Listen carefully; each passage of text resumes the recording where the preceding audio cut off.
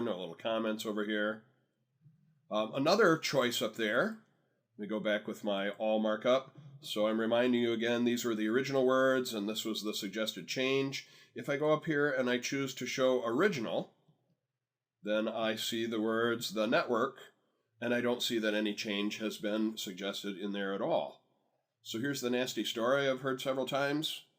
We sent this document to the client, and then about 3 days later, we got an email coming back saying, I'm looking at that document you sent me. What's that thing about don't tell the client we're raising the price by 10%? The stuff was still in there. Nobody had actually gone in and made choices about what to keep and what to throw away. So that will be our next subject of discussion. How do we go in once the changes have been made and tracked and decide what to keep and what to throw away without getting ourselves into this big problem? So I'm going to go back there and turn on the all markup so we can see the most that's available about what's going on there. And in our next session, we'll come back and talk about, so how do we make the decisions about the changes that have been tracked? In the last session, we talked about how to make tracked changes. And since I ended that last session, I made a couple more changes in here just to have 4 or 5 of them to talk about. And again, yours don't have to be in the same place. But why don't I take a moment and just add 2 or 3 more of those track changes. Totally up to you where to do them. So put the video on pause, go make a couple more of those track changes, please, so we have a little more to talk about. So now this document has gone around to all of these people, and it's finally come back to me, the person in charge of the document, and now I have to go in there and be the decider. I need to make the choices about what to keep and what to throw away. Or again, maybe we've got a little committee that's going to get together and do this, be all in the same room and make these choices.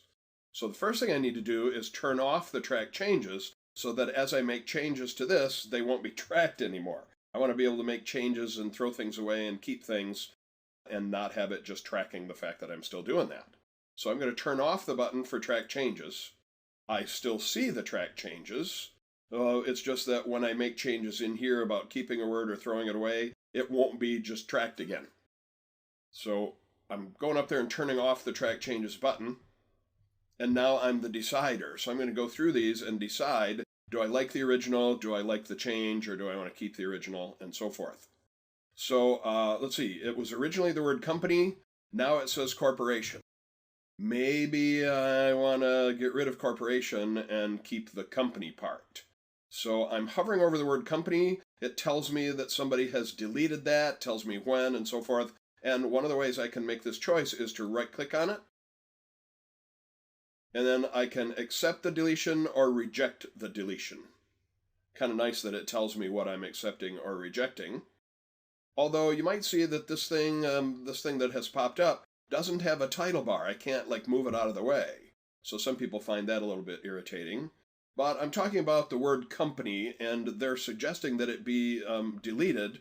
I'm going to say, I reject thy deletion. So I click on reject deletion. So now it's no longer red. But realize that rejecting the deletion doesn't automatically accept the insertion. So you actually have to make choices about both of these. So I am right-clicking on corporation, which is a suggested insertion, and I'm going to say I reject that. So you had to make 2 separate choices about that. So I got another one here, the network versus this association. Maybe in this case I like the insertion, I don't want to keep the word network. So I'm going to right-click on that, and it says, do you accept this deletion or reject the deletion? I'm going to say, I accept the deletion. I don't like that choice there. And this is where things can get a little bit weird. What am I accepting? What am I rejecting? It takes a little bit of practice to kind of keep that together in your head. So I'm going to say the original words was the network. I don't like those. The suggestion is to delete them. I'm going to accept the deletion. And then as a separate step, I have to go in here and also accept the insertion. Now I've got another thing going on here about a comment. So there's not a choice about accept a comment. If I right-click on that comment, there's no choice in here about accepting it. There's a choice about deleting it. That doesn't mean it's going to delete the word, it just deletes the comment. So I can click on that there. Delete that comment. So the words are still in there. There was no actual change made there. That was only a comment before we had the track changes turned on. All right, so take a minute and do that for just a couple of your choices. Go in there and accept and delete. Don't do all of them. I've got another thing I want to do with some other ones that I've added down here. So hopefully you'll still have a couple of them to work on after you play with that for a second. So catch up with me and practice that part about accepting the insertion or rejecting the insertion and all of that. And then come on back and I'll show you another way to make those choices. The next thing I'd like to show you is something called opening up the reviewing pane. Here's a button for it. This is not P-A-I-N. This is a cutesy name for part of a window, a P-A-N-E. So I'm going to click on reviewing pane, and automatically it puts one over to the side here. Let me just click on that again to hide it. And then I notice there's a pull-down arrow. And if I clicked on the pull-down arrow, I would have two choices about reviewing pane vertical versus horizontal. If I click on reviewing pane horizontal, it makes the division of the two windows horizontal and it appears down below. Most people that I've dealt with, they would rather have it over at the side so they can see more of the document. So in this case, I'm going to say, no, I would like the reviewing pane to be placed in here with a vertical divider line, and that way I can see a little more of the document. So take a moment and do that. Put our video on pause and go up there and maybe click the pull down arrow for the reviewing pane and choose vertical. Actually, if you're going to choose vertical, you can just click the original button because the default setting was vertical. But open up that reviewing pane, please. So now to use the reviewing pane, I'm going to click over here in one of the comments. It goes and finds that part. In this case, it's that comment right there. Notice I've got choices about things deleted, inserted, deleted, or commented upon. So all of those things are over in my revisions pane. So it's not about am I removing the word services or adding the word services. It's that I've looked at the comment and then I went in and either did what they said, deleted that sentence, and added more information explaining our customer commitment, or I disagree with them. I don't think we need to do that. All I want to do is get rid of the comment itself. So I can right-click on it over here and delete that comment. So again, I haven't deleted any words. That wasn't a track change. That was just a comment. And then when I go click on the next one, Dan Mac deleted, it will go find that part. And so you just work your way through this panel. And one of the advantages of this is I don't have to keep going through the document by eyeball. Where was the next comment? Where was the next comment? Although there are actually some choices up here about find the next comment and so forth. I like working in this panel over here because once I'm done working in this panel, I'm done making all my choices. So let's see. Relocation can be traumatic. So maybe I want to keep that original word and get rid of the suggested insertion. So for the deletion of traumatic, I'm going to say I reject that deletion. And for the word difficult, I right-click and I reject that insertion. Then I've only got one more here. Our professionals are all members of. And I've got one about a person or. They have deleted something there. And I'm going to accept that deletion. All right. So turn that on, go through and make your choices about what to keep and what to throw away. Yours will be slightly different than mine. And then when you're done, feel free to close that panel. And let's see, I've got a highlighter here. This was not a comment. This was not a track change. So if I decide, all right, I disagree with the fact that somebody was suggesting we get rid of the word professionals, and I just want to get rid of the highlighter. It's been a while since we did that in an earlier session, but here was how we did it. We went to the Home tab. We chose the No Color highlight and just drag across that area, and you've removed the highlight. And then I want to turn off the highlighter either by clicking on it or tapping the Escape key to get rid of it. All right, so go and work in that left side panel and work your way through the track changes. And then when you're all done, why don't we save this document? Let's make sure we're going to save it into the Finished Documents folder, though. So that's what I'm going to do while you guys catch up with me. So make those choices, and then let's do a Save As and make sure we put this in our Finished Documents folder, everybody. In our previous lesson, we were talking about tracked changes in a single document. One document that's been shared among several people. They've made comments, they've made highlights, they've made track change insertions, track change deletions. Somebody had to go in and make choices in the end about what things to keep and what things to pitch. Well, in this case, we're not talking about one document that's gone around. We're talking about multiple versions of the same document. where they didn't necessarily see the other people's changes. So what we're going to look at is combining two versions of a document to try to get the one best document out of all of the different things that are in the two different documents. So in the end, this is going to look very much like track changes, but setting it up in the initial setting is going to look much different. So here we go. Let's go open a file named Lee Letter. This is a letter to one of our Burke Properties customers, Miss Gina Lee. So let's go open up the Lee Letter. You'll be doing it. I'll be doing that at the same time. Put our video on pause and go open up the Lee Letter, please. So here is our letter to Miss Gina Lee. And then I want to combine this with another letter. And this is going to happen under the Review tab as well. We were under the Review tab doing track changes. Things are going to be fairly similar here eventually, but it's different at the beginning. So come with me to the Review tab, and then we're going to go over here to a pull-down list that says Compare. And what I would like to do is actually combine revisions from multiple authors into a single document, as it says there. So I'm going to click on that. Opens up this little dialog window. Come do that with me. So you're clicking the pull-down arrow labeled Compare, and on the pull-down list, choose Combine.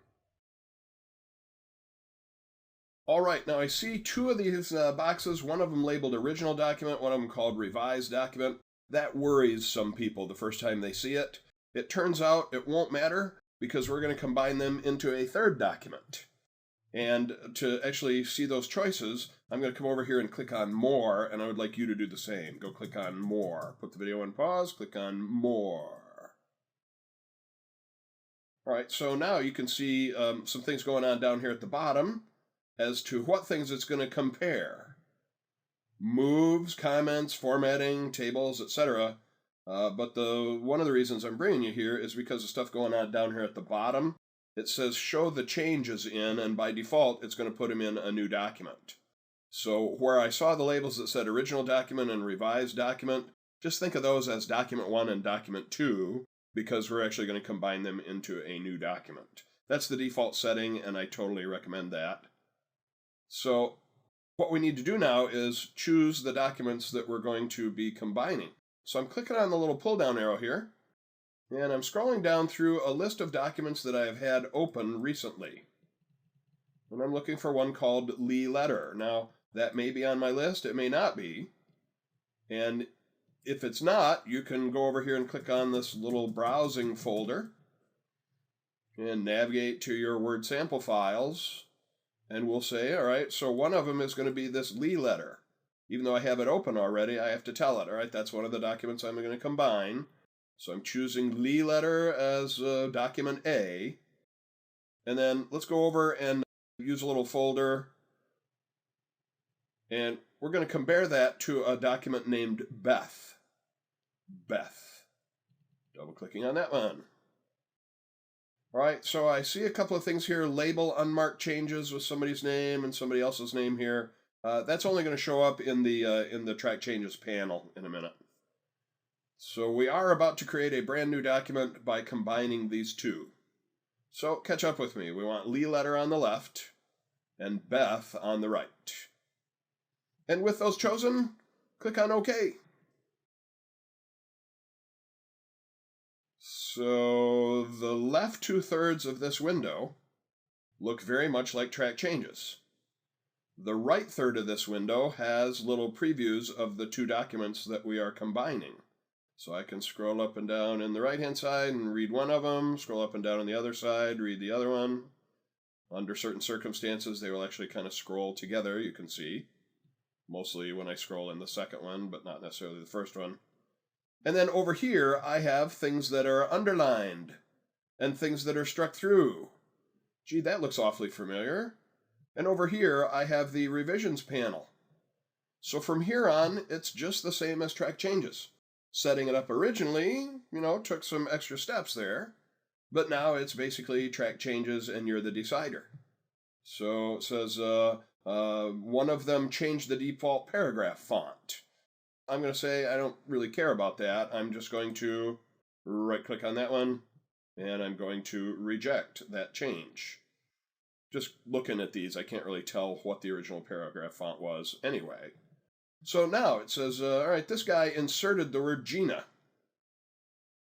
I can see that here. Originally, one of them said Dear Miss Lee, right there. And then one of them said Dear Miss Gina Lee. And so it's showing me the difference here, showing the word Gina. And it's up to me whether I like that or not. Maybe I'll say I accept that insertion. So I can go and do just like I did in Track Changes. Right click over here, accept the insertion. And now it'll say Miss Gina Lee. And I'm not going to make you go through the rest of this thing. We've already kind of talked about that in the Track Changes. Remember, everything that's a strike through is a suggested deletion. Everything that is underscore is a suggested insertion. And then when you get done with this, you will simply save it. So I'm going to take just a second and make some choices in here. You do the same. Put the video on pause and make some choices. We might not wind up with exactly the same choices, but don't worry about that too far. We're just talking about the method here.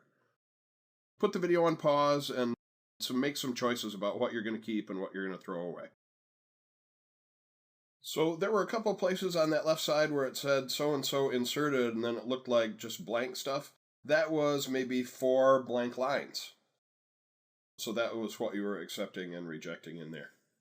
And there were some things in there about tab stops. I told it to reject those. I couldn't just go, scrolling through, eyeballing, I couldn't really see what that was about, especially when I don't really have any tab keys in there for the tab stops. All right, so here is my finished document right now, and I am ready to do a Save As command. And of course, I want to put it in my Finished Documents folder. Didn't really have to go to this window for that. And then as far as its name, maybe we'll call it Final Lee Letter. Being upgraded to the newest file format. Wonderful. So that's how to combine 2 similar documents into one finished document. Our next several lessons are going to be about inserting references in a document. That means I'm going to insert something into a document that maybe refers to another part of the document, making it easier to navigate and find things that I'm looking for. So the first method of references is going to be inserting a table of contents. And we're going to start out with a document named Bookmarks. So put the video on pause and go open a document named Bookmarks. I'll be doing the same thing and we'll join together once you have that file up. So open a file named Bookmarks, please. So as you have opened the document, you can see a place where we're going to put in the table of contents. It will go right below this title. And let's see the contents that it's going to refer to. So I'm scrolling down a little bit. Oh, okay, it seems to be a fiscal report to our stockholders. Strategies for the future, how things are going financially so far. What's expected in the future, how can we take advantage of things that are coming up. Positioning for long-term growth, etc. Also, I see little places where letters have been changed from normal letters to something else. So if I click here where it says Positioning for Long-Term Growth, if I'm looking under the Home ribbon, I can see that that's a Heading 1 style. If I click on Investment, I can see that's a Heading 2 style.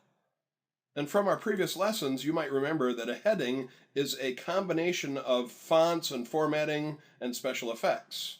So for example, this one called Heading 1 seems to be Arial font, 16 points, bold. When I click on Investment, that Heading 2 seems to be Arial font, 14 point, bold, and italic.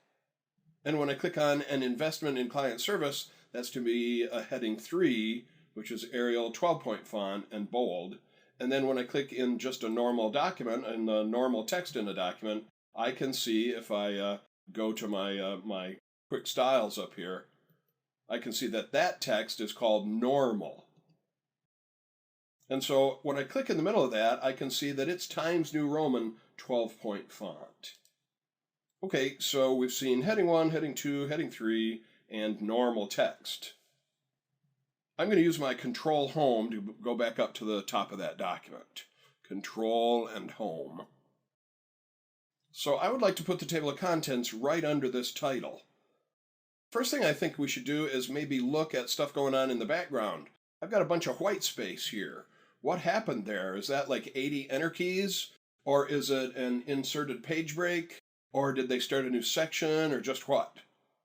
In order to be able to look in the background like that, I can go to the Home tab and click on this little button that's supposed to look like an old school paragraph mark.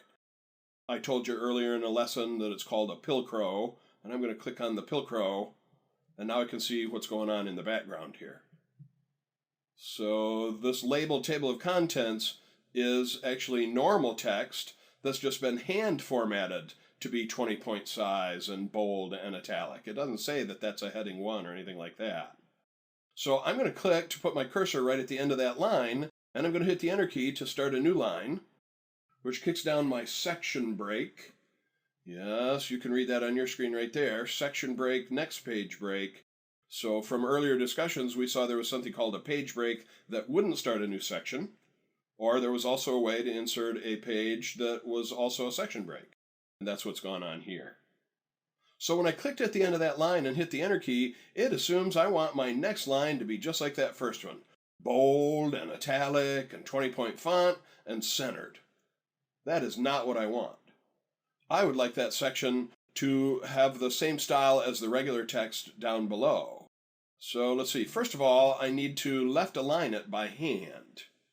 So right up here in the paragraph group are my alignment buttons. And right now, these words are, or this placeholder where I'm going to have words, is centered.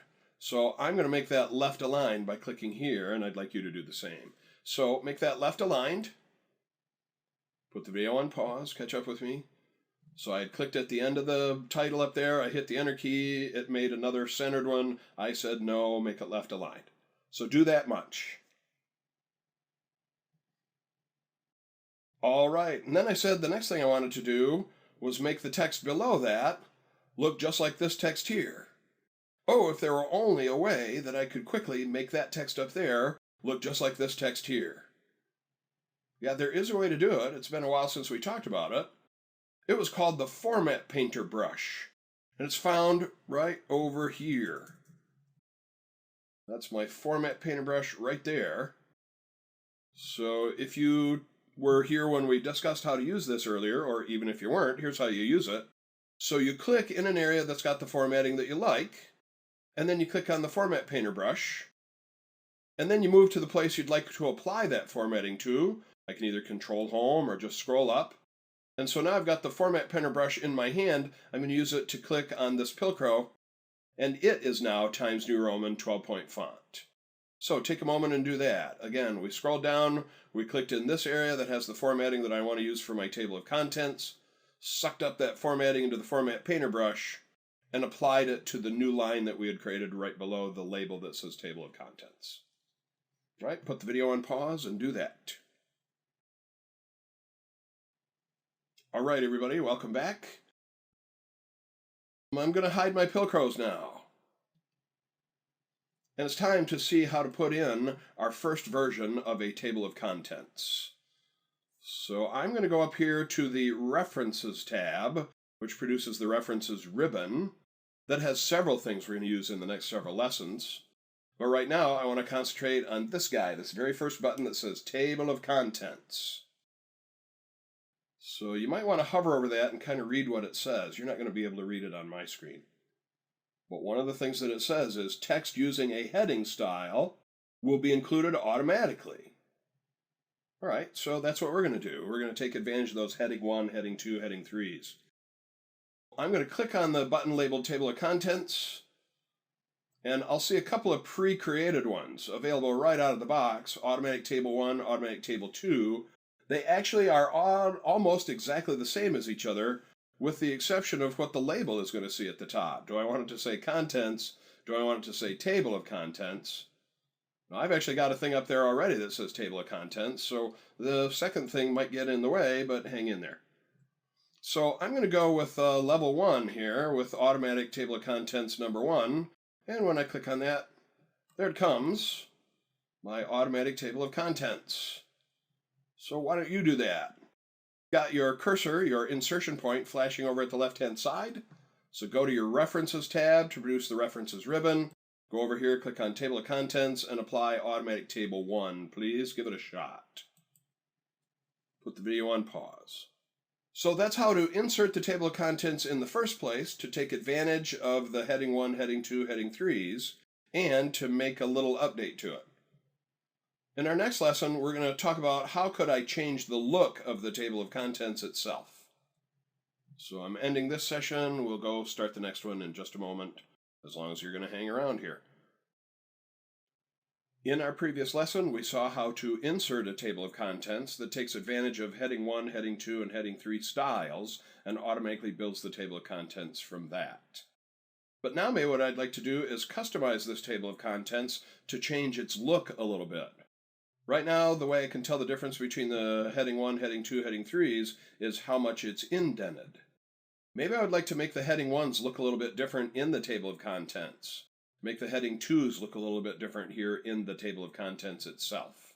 So here's how I'm going to do that. I'm going to go back to my References tab where I can get to the Table of Contents button. I'm going to click on the Table of Contents button, and then way down here towards the bottom, I'm going to click on a choice that says Custom Table of Contents. So that's what I'm about to do now. Why don't you do that with me? So we're clicking on Table of Contents, pull down list, Custom Table of Contents should take you to this dialog window. Join me there, pause our video, and catch up with me. So in order to customize this table of contents, we're going to head to this button right over here that says Modify your table of contents. That bad boy right there. So that's where I'm about to click. And then in the next dialog window, I see a bunch of little choices in here about TOC. Gee, what does TOC stand for? Oh yeah, well that would be table of contents. So we've got these different levels of table of contents. Right now we've seen 3 levels. Notice you could have up to 9 levels of indentation based on 9 header 1s, heading 2, heading 3, heading 4, heading 5, and so forth. So I want to modify the look of table of contents level 1. So it's pre-selected. I'm going to go with that. And now I'm going to go down here and click the Modify button yet again. I clicked that Modify button to get here. Now I'm going to click this Modify button to get into the place where I can actually change the look of my table of contents level 1. For example, right now it's 12-point font. So maybe for the level 1s in my table of contents, I'd like to blow that up a little bit. How about a 16-point font for level 1? Little preview of it here. And maybe I'd like to make it bold as well. Another little preview there.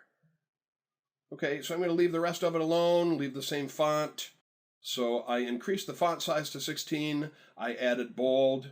I click OK. And right now you're not going to be able to see what that looks like yet, but go for it. So modify our table of contents level 1. Again, we'll make it bold and 16-point font and OK that. All right, come on back after that. Pause the video, catch up with me. All right, welcome back. We're now going to modify table of contents level 2. So let's make table of contents level 2. Remember, you're now going to click the Modify button here. So table of contents level 2, we'll make that, how about a 14-point size, and we'll make it italicized. And click on OK. So that was modifying level 2. You have to choose level 2 first. Come down here and modify, and we made it 14-point and italicized, so it's going to look like this. All right, we got one more to go here. We're going to go with table of contents level 3. We'll modify it. We'll leave it the same size, but we'll make it bold. OK that once. To finish editing table of contents level 3 specifically, let's OK again to finish modifying all 3 of those. You can see a little sample of it here. I see a print preview. Heading 1 is big and bold. Heading 2 is a little bit smaller, italicized. Heading 3 is smaller yet and bold. And last but not least, we're going to click OK. And it says, would you like to replace the table of contents that's there already? I'm going to say yes. Okay, go ahead and do that. And here is my new look. So besides just the indentation, I've made it more obvious that this is a big topic and these are subtopics in there.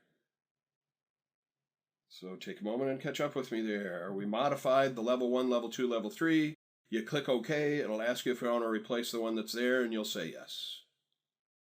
Good work, everybody. So that was a way to customize our table of content. So now I'd like to talk about what if one of these things moves to some other place? Will it automatically update the table of contents? Well, I'll tell you right now, the answer is going to be no. And let's see an example of this. So I'm going to scroll down, scroll down, scroll down. I want to go find a place where it says the Outlook with future objectives. So maybe I'd like to kick this down to a brand new page, leave a little gap here, and start the Outlook section on a new page. So I'm going to click right before the word Outlook to put my insertion point there, and then I'd like to insert a page break. Now, if I don't want to insert a new section break, I can go to the Insert tab and insert a page break over here. If for some reason I wanted to insert a page break that was also a section break, that happened under Layout, Breaks, and Next Page. I just want a page break. You could do it here. You could do that under Layout and Breaks. There is the choice for page break right there. Also, I think we mentioned it once earlier in one of our earlier lessons, Control and Enter will also insert a page break. But while we're here under the Layout tab, let's go ahead and just click on Page, and there, that moved that to a new page. Right down there, Outlook is starting a new page. As I look at the bottom of my screen, it says that that is now on page 6. The word Outlook is on page 6. And I'm going to go back to my table of contents, and we'll discover that it doesn't know it's on page 6 yet. So put your video on pause, do what you saw me do. Click to put your insertion point in front of the word Outlook, and then insert a page break through your favorite method. Okay, welcome back. Time to go look at our table of contents. Turns out we'll need to update it. So I'm using Control Home to get to the top of my document.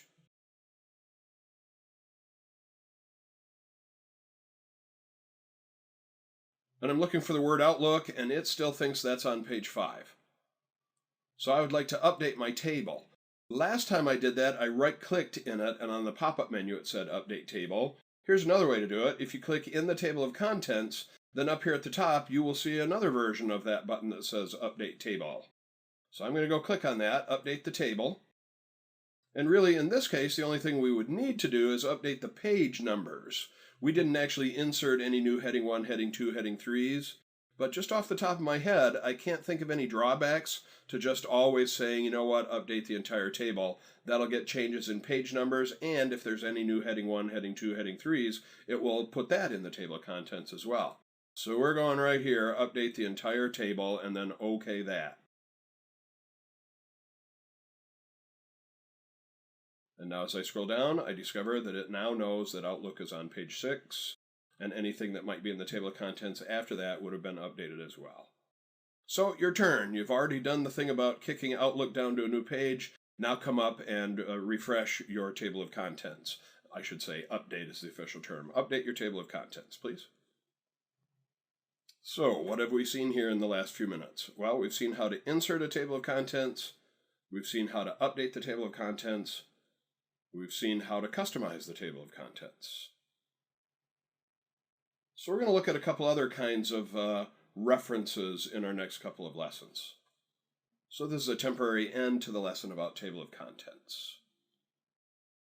In our previous couple of lessons, we learned how to insert a table of contents and then customize and modify and update our table of contents. And I would like to use that same file for this lesson.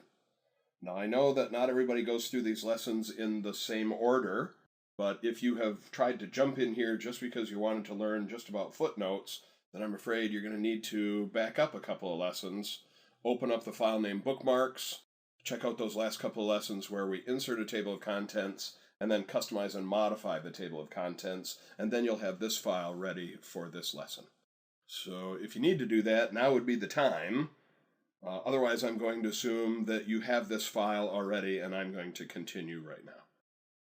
So we've talked about our first kind of reference, table of contents. The second type of reference I want to talk about is called a footnote. And you may have seen that there is one in this document already. You may have passed by it. You didn't necessarily know it was called a footnote, but you probably saw it while you were scrolling up and down. So I'm going to start scrolling down here, and I'm going to be looking at the bottoms of the pages. because that's where footnotes go. Footnotes appear at the foot of a page. And I see one down here. It's on page 5. And it has a superscripted number 1, and it says effective April 1st.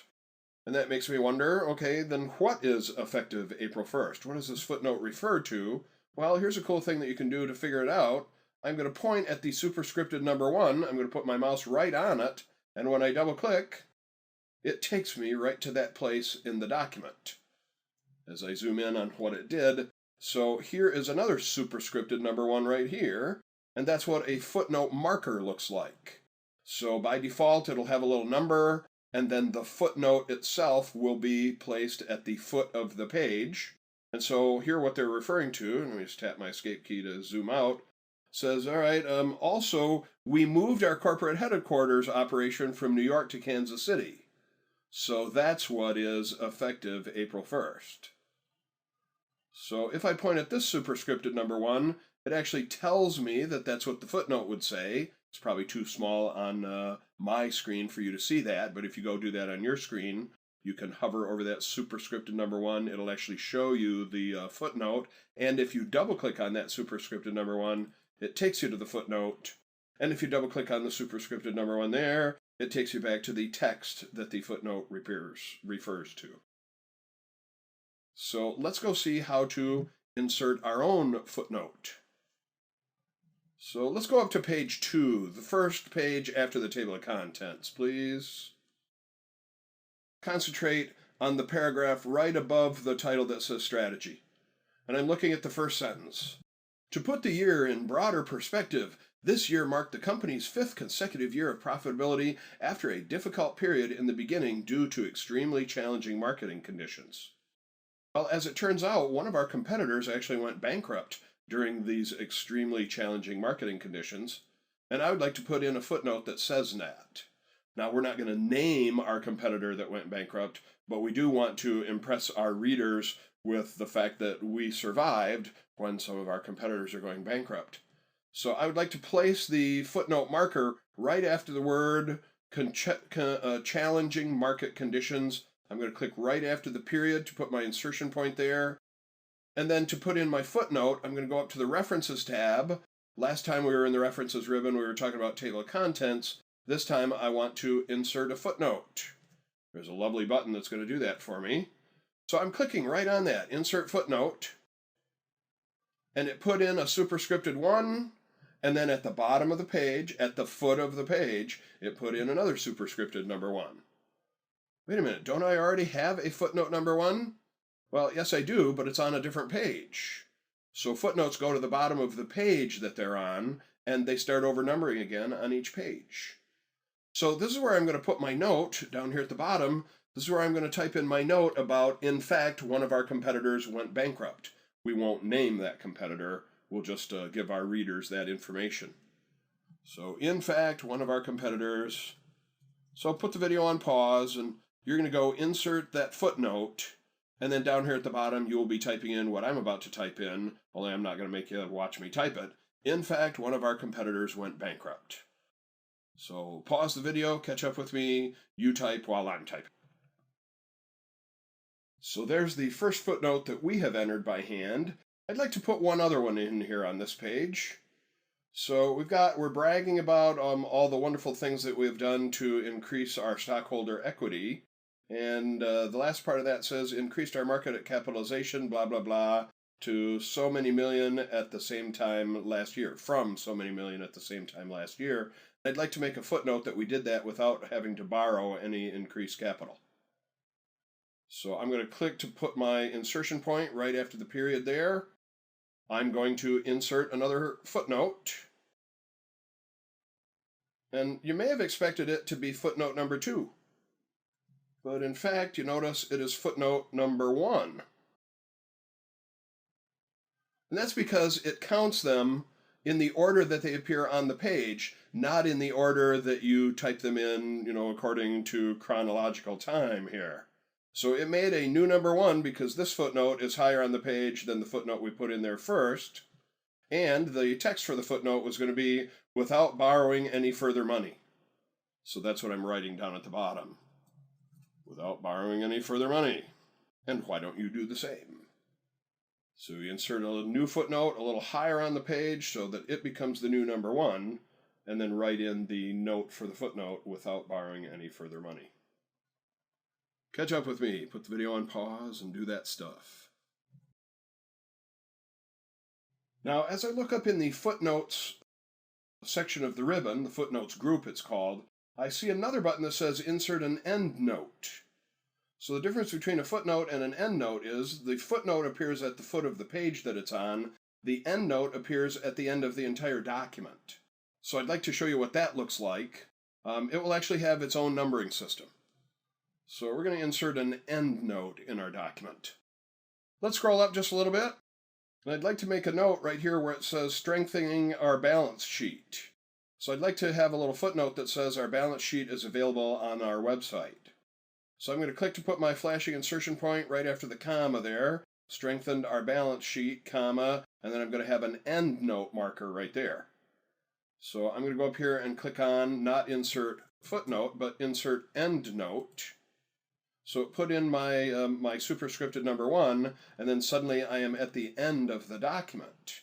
Now it doesn't always start its own new page here. If I turn on the Pilcrows, I discover that there's a next page section break right there. Now we can take that out if we want, just to prove that we don't always see the endnotes on their own separate page. So I think I'm actually going to do that. I'm going to click here at the beginning of that section break. I'm going to tap the delete key. I'm going to do that one more time, tap the delete key, get rid of that page break, section break, and now you can see my endnote has appeared here. And now I need to write the text. And the text is going to say, see the balance sheet on our website. So your turn to do that. Again, let me remind you where I actually placed that, the marker for my endnote. It was right here in this first big paragraph where it says we strengthened our balance sheet. So right after the comma, that's where I had put my insertion point. I went to my References tab, and instead of inserting in a footnote, I inserted an endnote. And then the text for that was, see the balance sheet on our website. So pause the video and try that out. I'm going to hide the Pilcrows just to unclutter the screen. So what have we seen over the last few minutes? We have seen that when you insert a footnote, it puts in a superscripted number, and it numbers those as to what order they are on the actual page, not what order you type them in. And footnotes appear at the bottom of the page, where endnotes appear all the way at the end of the document. Now, some people are not so crazy about the endnotes, because the fact that they're not at the end of a page makes you wonder, so what does it refer to when you're just looking at a printout of this thing? See the balance sheet on our website, and it's got this little number 1, and I'm wondering what that refers to. Well, when I have the document open, it's easy. I can just point at the superscripted number 1, double-click on it, takes me right to that place in the document. But if all I've got is a printout of that, it can be a bit confusing to have that endnote down there and wonder what it refers to. Now, there is something I can do about that. I'm going to go back here to the References tab, and I'm noticing that there's a little pull-down arrow here next to the term next footnote. Now, one of the things I can do with that is click on the button that says next footnote, and it'll actually go find it, although it's a little bit hard to tell that it found it until I figure out where the flashing cursor is. But I notice there's a little pull-down arrow next to next footnote. I'm going to click on that. And I see choices about next footnote, previous footnote, next endnote, previous endnote, etc. So that's another way to kind of navigate around here. But I'd like to show you one more thing. We've got one of those sneaky little dialog launchers here. I'm going to click on that dialog launcher to open up yet another window where I notice the word convert. I'm going to click on convert. Then I've got several choices here. Convert all footnotes to endnotes, or vice versa, convert all endnotes to footnotes, or swap everything that's a footnote, turn it into an endnote, and vice versa. So what I'm thinking is I would like to take that thing that's an endnote and turn it into a footnote so it appears at the bottom of the page that it refers to. So that's what I'm going to do right here. So I'm going to say convert all my endnotes to footnotes, put them on the pages that they refer to. I'm going to OK that, and then I'm just going to close this window. And if I go to the end of the document, I discover there's no endnote there anymore. And if I go back to that first page, I discover that I now have 3 footnotes there. So feel free to try that if you like. It was a little bit of a roundabout thing there for a moment to get to the place where you could convert the endnote to a footnote. That reminds you how we did it. So we were in this whole section right here about footnotes. We saw a nice way to kind of navigate to the previous, the next, the next, the next. But then to actually convert it, we needed the dialog window launcher. And we went to the convert button. And faith in Bigara, you're all Catholics now. No, it's not that kind of convert. And we said convert all of the endnotes to footnotes. And it did that. We okayed that, and then we closed and discovered that now we have 3 footnotes on that one page, and there are no endnotes anymore. So that's the quick and dirty on footnotes and endnotes. Our next session is talking about creating documents by gathering information from other people, from their websites, from their books, from magazines, and attributing that information to them so that we're not charged with stealing their intellectual property. We don't want to be charged with plagiarism when we publish our document. So we're going to go grab a fresh copy of the file name Practice Large Document. Please take a moment and do that. I will be doing the same. We've used this document in several other sessions. Maybe you saw them, maybe you didn't. I'm going to click on this little tool right here that shows me the stuff hiding in the background, the hard returns, the paragraph marks, officially named pilcrows. I'm going to select those pilcrows and tap the delete key. And then with my cursor flashing at the left edge of this page break, I'm going to tap the delete key one more time, and that makes this thing look like a normal document without a mysterious blank page at the top. And then I'm going to turn the pilcrows off. So do what you just saw me do. You may have done this in past lessons. So turn on the pilcrows, remove the page break. All right, now we're going to start scrolling down and looking through this information. You can see this is about a bookstore where we've got books, we've got music, all kinds of things that we sell. And there's an area right here that says, you will always find a special display of the current New York Times nonfiction bestsellers, as well as a collection of the classics. And maybe that's where this top 10 favorites list came from, is the New York Times website. First thing I think I'd like to do is kick this down to start a new page. So I'm going to click just in front of the T in top 10, and I'm going to use Control and Enter to insert a page break. Please do that for just a moment. That's a really quick way to do that. Control and Enter. Pause the video and come on back here.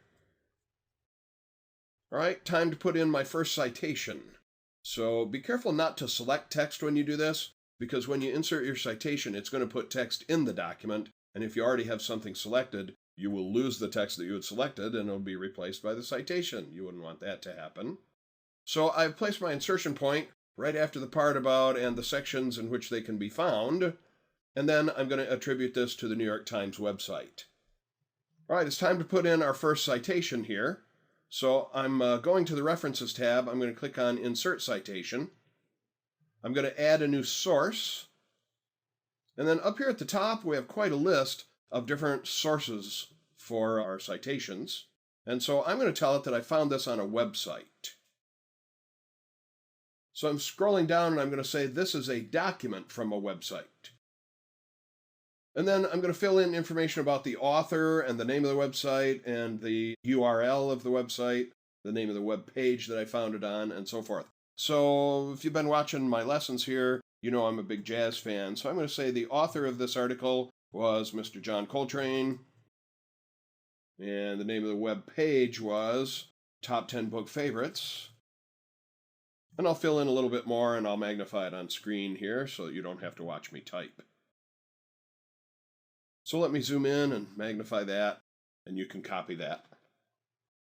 John Coltrane, name of the page, top 10 favorites, just in case you're having trouble reading it on your screen. Name of the website, New York Times. in November of 2015, and the URL of that website is www.nytimes.com. So fill that in, and then down in the bottom corner, we'll click on OK. All right, that's what I'm doing right now. I'm clicking on the Okie dokie button. And here comes my citation. And the way that it looks, whether it has a comma in it, or whether it has period or colons or just what, is controlled by the style of the citation. And as I click on a little list arrow here, we've got choices like APA style, Chicago style, Turabian style, Harvard style. You probably run into these somewhere in your schooling. In fact, in college, I had to take a whole semester to learn about how to do the APA style and get the right number of enter keys between things in the bibliography and blah, blah, blah, blah, blah. In fact, I've had 3 different students say, holy cow, it'll do all that formatting for me. I'm going to go finish my thesis. They were all really worried about having to go through all of the formatting stuff. Now that Word could handle that, they're just going to go in and write the stuff and let it handle the formatting for them. Life can be wonderful. So let's go insert another citation a little bit lower here. There's some stuff here about top music categories. And maybe this information came from a book. So I'm going to click right here after complete inventory of all types of music, and that's where I'm going to put my next citation. So I'm going to insert a citation. By the way, if this was from that same article, I could click on John Coltrane and it would just fill that in for me. I'm not that lucky here. So I'm going to add a new source, and I'm going to tell it that it came from a book. And then again, I'll fill in information about the author, and then I'll magnify it on screen, and you can copy it, or you can just make one up if you like. So put the video on pause, and I'm going to do the same thing. I'm going to be working in the background. So here's the information that I put in. Author is Fernando McAllister. The title of the book is Well-Known Facts That I Just Made Up, published in 2010 in Bakersfield by Fly By Night Press. So copy that or make up your own. And now I'm going to click the OK button, and there is my second citation. So that's the process of how to insert the citations. Come on back for the next lesson where we'll talk about how do we then take those and put them into a bibliography, usually at the end of the document. So that will be our next lesson. Now that we've created the citations, it's time to build the bibliography. So I'd like to put that at the end of the document. I'm going to use my Control and End key combination to come to the end of the document. And maybe I'll even put the bibliography on its own page by inserting a page break right here. And again, the quick way to do that, Control and the Enter key to start a brand new page for our bibliography. So pause the video and come join me at the end of the document. Add a new page there, give it a page break, and then we'll put in our bibliography right there. All right, I'm going back up to the Citations and Bibliography group of buttons, where this time I'm noticing a button labeled Bibliography, and I'm going to click on that. And very much like some of the other things that we've seen, for example, the table of contents, they have several that are created that you can use right out of the box. Why reinvent the wheel if you don't have to? So again, these are going to have very similar formats, but maybe with slightly different titles. I got one that says Bibliography, one that says References, one that says Works Cited. So that's up to you which of those you'd like to use. I'm just going to go with door number 1 here, the one that says Bibliography. I click on that, and here comes my lovely bibliography created from the information that I put in the citations. Now the look of this, whether it has commas, whether it has periods, and what order things are in, that's all based on the style up here. So for example, if I switch from APA style to MLA style, I can see that things have shifted around here a little bit. Also, things will have shifted around in the citations above. Notice this time it only shows my name, not the month or the year that it was published. So that's all handled by the style. So take a moment and do that. You've got your cursor flashing down there on a new page, and you're going to go up here to the bibliographies and choose one of those layouts and let it do the work for you. And again, if yours looks different than mine, you just may have used a different style. I had been in APA style, then I changed it to MLA. I'm going to change it back to APA, which was the original. So that's the quick and dirty on how to insert a bibliography. Simple. The next thing I'd like to talk about in this document is putting an index. And again, the index usually appears at the end. And this is a list of words and phrases that are mentioned in the document and what pages they appear on. So that's going to be our next subject of discussion, an index. And it's going to be very similar to what we just did in the citations and the bibliographies. We're going to mark things that we want in the index, and then we're going to gather them into an index at the end. So let's see how to do the marking of things for our index. So I'm scrolling to the top of this document. Maybe I'll just use Control Home. Might as well have Word do the work for me. So I'm scrolling slowly through the document, and I see a section in here that mentions music and CDs and tapes, New Age, alternative rock, everything in between. So maybe I'd like to mark all of the places where the word music appears. And in this case, I do want to select the text that I'm going to put in my index. So here I am choosing the word music, and with that selected, I'm going up here to the top under my References tab, and this time instead of Citations and Bibliography group, I'm going to go right next door, 2 levels, to the Index group. And we're going to start out by marking an entry, and then later we'll insert the index, and usually that goes at the end of the document as well. So, to mark the entry, I click where it says Mark Entry, opens up a dialog window here. It has the word that I had selected. In a few minutes, we'll see how to do a sub-entry. And basically, it's going to record what page this was on. And in order to mark this, I've got a button down here at the bottom that says Mark It. But usually the whole point of creating an index is that I want to know all of the places that that word can be found. So generally, when I'm creating an index, when I'm creating the things that I want to put in the index, I should say, I will usually choose Mark All. That's usually kind of the whole point of making an index. Where are each of the pages where I could look up this subject? So I'm going to click on Mark All, and then I'm going to close this window, and I would like you to do the same. So how did I do that? Well, I selected the word music in this paragraph that follows the title, What is Books and Beyond? And so I selected the word music, and I marked it as an index entry. So I selected music, I clicked on Mark Entry, and that put in an entry for the word music. And it did kind of a strange thing here. I have the Pilcrow showing, and I'm going to zoom in on this paragraph, and I'm noticing, oh, here's the word music right here, and here is the index entry. Which begs the question, didn't I have it selected down here? Yes, I did. But one of the things that happens when you mark something as an index entry, it finds the first version of that in the paragraph that you're in and marks that one. And that's why when I said mark all, I'm kind of surprised that it marked this one and not that one, and it even marked one that wasn't the one I had selected. Well, that's the way that it's set up. So it'll only mark it once in the paragraph that you're sitting in, and it'll mark it on the first occurrence of that paragraph, even if you were selecting one that came later.